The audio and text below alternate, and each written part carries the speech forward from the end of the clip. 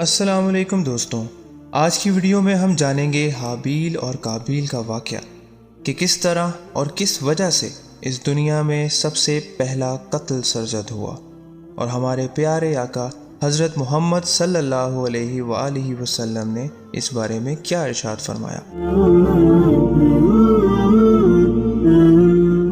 اگر آپ ہمارے اس چینل پر نئے ہیں تو براہ کرم اس چینل کو سبسکرائب کریں اور ہماری ویڈیوز کو اپنے دوستوں کے ساتھ آگے شیئر کریں۔ حضرت آدم علیہ السلام کے ہاں ایک لڑکا اور ایک لڑکی پیدا ہوتے تھے، اور یہ حکم تھا کہ پہلے پیدا ہونے والی لڑکی کی شادی دوسرے پیدا ہونے والے لڑکے سے، اور دوسرے پیدا ہونے والے لڑکے کی شادی پہلے پیدا ہونے والی لڑکی سے کر دی جائے۔ یہ سلسلہ کافی عرصے تک چلتا رہا، اور ایک وقت میں پیدا ہونے والے لڑکے لڑکی یعنی جڑوا کی آپس میں شادی جائز نہ تھی۔ دستور کے مطابق حابیل نے قابیل کی بہن سے شادی کرنے کا ارادہ کیا۔ قابیل جو کہ عمر میں بڑا بھی تھا، اس کی بہن خوبصورت بھی تھی۔ قابیل کا خیال تھا کہ وہ اپنے بھائی پر فوقیت رکھتا ہے۔ حضرت آدم علیہ السلام نے حکماً ارشاد فرمایا، قابیل اپنی جڑوا بہن کی شادی حابیل سے کرو۔ قابیل نے انکار کر دیا، جس پر حضرت آدم علیہ السلام دونوں بیٹوں کو لے کر فکر مند تھے۔ انہوں نے دونوں بیٹوں کو قربانی کرنے کا حکم دیا اور خود ادائیگی حج کے لیے مکہ مکرمہ تشریف لے گئے۔ اپنی اولاد کی حفاظت و نگرانی کے لیے آسمانوں کو کہا کہ تم میری اولاد کی حفاظت کرنا، تو آسمانوں نے انکار کر دیا۔ حضرت آدم علیہ السلام نے زمینوں سے کہا تو انہوں نے بھی انکار کر دیا۔ پہاڑوں سے کہا تو انہوں نے بھی انکار کر دیا، اور بالآخر قابیل نے بقیہ اولاد کی ذمہ داری لے لی۔ جب آپ علیہ السلام مکہ مکرمہ روانہ ہو گئے تو دونوں بیٹوں نے اپنی اپنی قربانی کی۔ حابیل نے، جو کہ مال مویشی والے تھے، انہوں نے ایک عمدہ بکری کا بچہ قربانی کے لیے پیش کیا، جبکہ قابیل نے اپنی زرعی پیداوار میں سے فصل کا ایک ناکارہ اور بدحال جانور قربانی کے لیے پیش کیا۔ جب دونوں اقسام کی قربانیاں پیش کر دی گئیں تو آسمان سے آگ اتری، جس نے حابیل کی قربانی کو بھسم کر دیا اور قابیل کی قربانی کو چھوڑ دیا۔ یعنی اس وقت قربانی کی قبولیت کی علامت یہی تھی کہ جب قربانی کی چیز کو کسی بلند جگہ پر رکھ دیا جاتا تو آسمان سے آگ ظاہر ہوتی، تو جس قربانی کو آگ جلا ڈالتی وہ بارگاہ الہی میں مقبول تصور کی جاتی، اور جسے آگ نہ چھوتی وہ مردود سمجھی جاتی۔ قربانی قبول نہ ہونے کی وجہ سے قابیل غضبناک ہوا اور کہنے لگا، اگر تو میری جڑوا بہن سے نکاح کرنے سے باز نہ آیا تو میں تجھے قتل کر دوں گا۔ حابیل نے کہا، اللہ تبارک و تعالی متقین اور پرہیزگاروں کی قربانی ہی قبول فرماتا ہے۔ حضرت عبداللہ بن عمر رضی اللہ تعالی عنہ فرماتے ہیں کہ خدا کی قسم، مقتول حابیل طاقت کے اعتبار سے قابیل سے بڑھ کر تھا، لیکن خوف گناہ قابیل کی طرف ہاتھ بڑھانے سے مانے رہا۔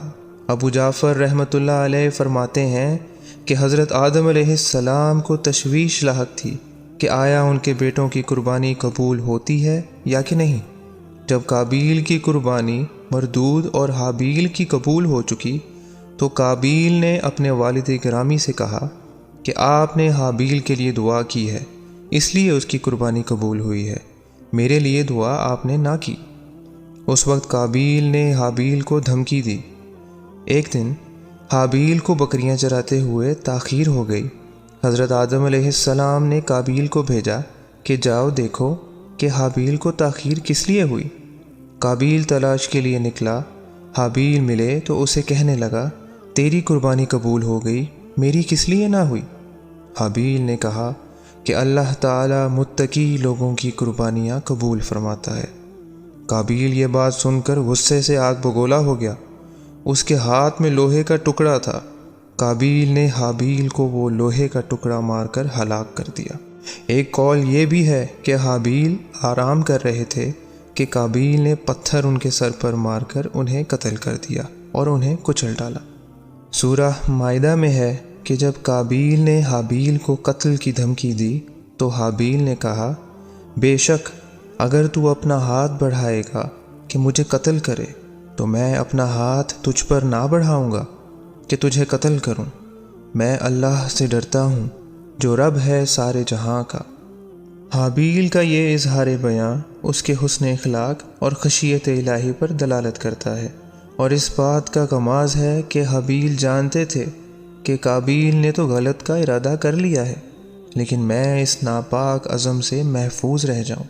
قتل ایک عظیم جرم ہے، اور اگر ایسے حالات پیدا ہو جائیں کہ ایک مسلمان دوسرے کو قتل کرنے کے درپے ہو تو بھی شخص کو بچنے کی کوشش کرنی چاہیے اور پہل کرنے سے اجتناب کرنا چاہیے۔ بخاری و مسلم میں ہے کہ نبی کریم صلی اللہ علیہ وآلہ وسلم نے ارشاد فرمایا کہ جب دو مسلمان اپنی تلواریں لیے دوسرے پر حملہ آور ہوتے ہیں تو قاتل اور مقتول دونوں جہنمی ہیں۔ صحابہ نے عرض کی، یا رسول اللہ، قاتل تو جہنمی ہوا تو مقتول کا کیا قصور ہے؟ جس پر آپ صلی اللہ علیہ وآلہ وسلم نے ارشاد فرمایا کہ وہ بھی مسلمان بھائی کو قتل کرنے کی نیت سے آیا تھا، لیکن داؤ نہ چل سکا، جس وجہ سے وہ خود قتل ہو گیا۔ ایک اور جگہ پر سورہ مائدہ میں بیان ہے کہ حابیل نے جواب دیا کہ میں تو یہ چاہتا ہوں کہ میرا اور تیرا گناہ دونوں تیرے ہی پلے پڑے تو دوزخی ہو جائے، اور بے انصافوں کی یہی سزا ہے۔ یعنی اگرچہ قوت و طاقت میں تجھ سے زیادہ ہوں، لیکن میں نے تجھے قتل نہ کرنے کا ارادہ کر لیا ہے، اور میں نے پختہ کر لیا ہے کہ میرے قتل کا گناہ اور اس سے قبل جو گناہ تو کر چکا اس کا بوجھ تو اٹھائے۔ حضرت عبداللہ بن مسعود رضی اللہ تعالی عنہ سے روایت ہے کہ حضور نبی کریم صلی اللہ علیہ وآلہ وسلم نے فرمایا کہ جب بھی کوئی شخص ظلماً قتل ہوتا ہے تو آدم کے پہلے لڑکے پر اس کا خون کا حصہ یعنی کہ اس کا بوجھ ہوتا ہے، کیونکہ سب سے پہلے اسی نے قتل کا طریقہ رائج کیا تھا۔ ناظرین، دمشق کے شمالی علاقے میں ایک کاسیون نام کا پہاڑ ہے۔ وہاں ایک زیارت گاہ ہے جسے مغارۃ الدم یعنی خونی جنگل کا نام دیا گیا۔ یہ وہی مقام ہے جہاں قابیل نے حابیل کو قتل کیا۔ حضرت مجاہد رحمۃ اللہ علیہ فرماتے ہیں کہ قابیل بہت جلد عذاب میں گرفتار ہو گیا تھا۔ جس دن اس نے اپنے بھائی کو قتل کیا اسی دن اس کی پنڈلی اس کی ران سے مل گئی تھی۔ جس طرف سورج جاتا اس کا چہرہ بھی ادھر ہی گھوم جاتا۔ یہ عذاب اسے اپنے والدین کی نافرمانی اور اپنے بھائی سے حسد کی بنا پر پہنچا۔ حضور اکرم صلی اللہ علیہ وآلہ وسلم نے فرمایا کہ سرکشی اور قطع رحمی کے علاوہ کوئی گناہ ایسا نہیں کہ جس کی سزا بلا تاخیر دنیا میں بھی دی جائے اور آخرت میں بھی گناہگار کے لیے عذاب کو جمع رکھا جائے۔ تو دوستو، اس طرح کی مزید انفارمیٹیو ویڈیو کے لیے ہمارے اس چینل اللہ والوں کی باتیں کو سبسکرائب کریں اور اس ویڈیو کو اپنے دوستوں کے ساتھ شیئر کریں۔ شکریہ۔